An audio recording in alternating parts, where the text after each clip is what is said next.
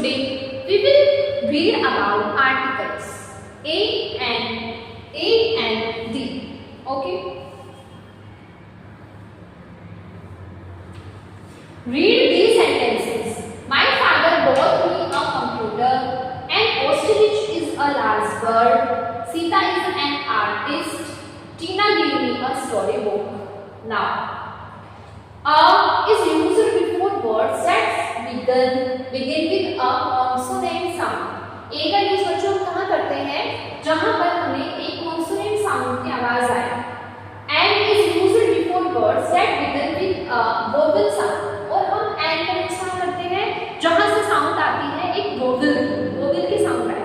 ठीक है, vowel sound. Vowel means ए ई आई और यू, और कॉन्सोनेंट मींस ए ई आई और यू को छोड़कर जितने भी हमारे अल्फाबेट होते हैं वो सब कॉन्सोनेंट में आते हैं, like B, C, D, F.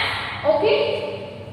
So, like Sita is an artist, A is a vowel, so we will use A and N. Okay.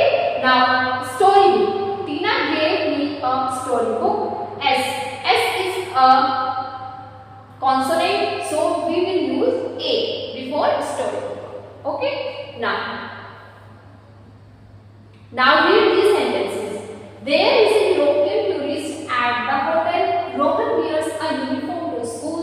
It took me an hour to complete my test paper. We use A before European and uniform because they begin with a y sound. हम European वैसे तो देखिए ध्यान से कि E is a vowel, but we can use A. हम A use करेंगे क्यों? क्योंकि इसकी जो साउंड आ रही है वो यूरोपियन आ रही है. य की साउंड आ रही है, तो य की साउंड आ रही है, तो य इज नॉट अ कॉन्सोनेंट, य is not a vowel.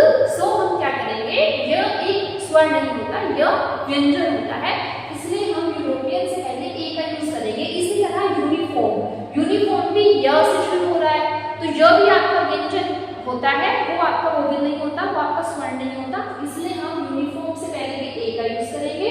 Are भी आपका एच क्या होता है, साइलेंट होता है, तो आर, तो इसकी जो साउंड आ रही है वो अ से शुरू हो रही है, अ से, इसलिए हम इसमें ए एन यूज करेंगे. Okay. Now let's do some practice. This is a useful tool. Aakriti found an empty box. We are watching an action film. इस तरीके से हम ए एंड एन का यूज करेंगे. Now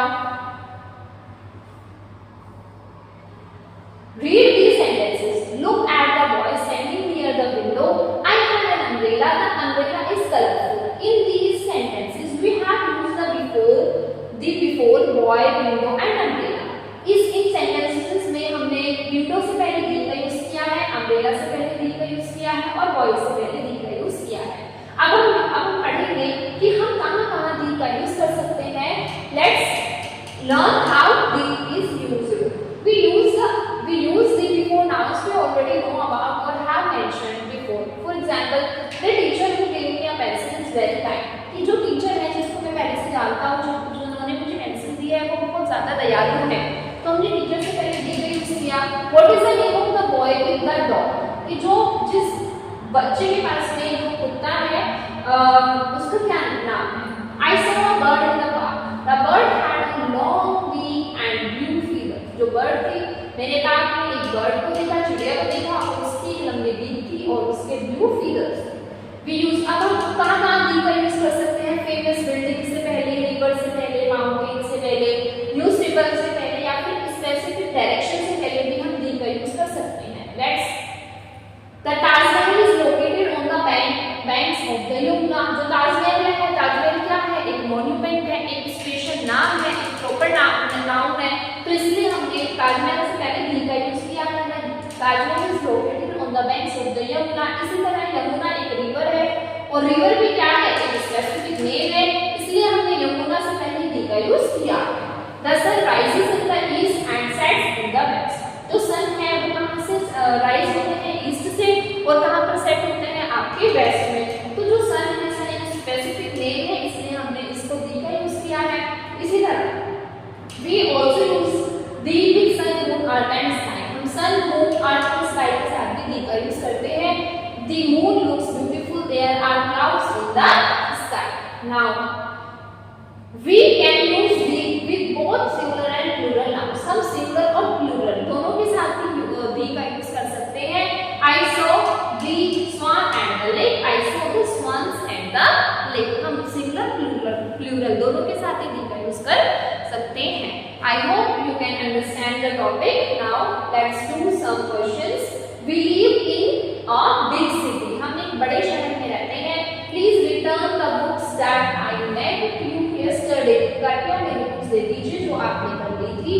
You have an art. ये देखिए art. ये अ से शुरू हो रहा है art, इसलिए हमने यहाँ पर a n का यूज किया है.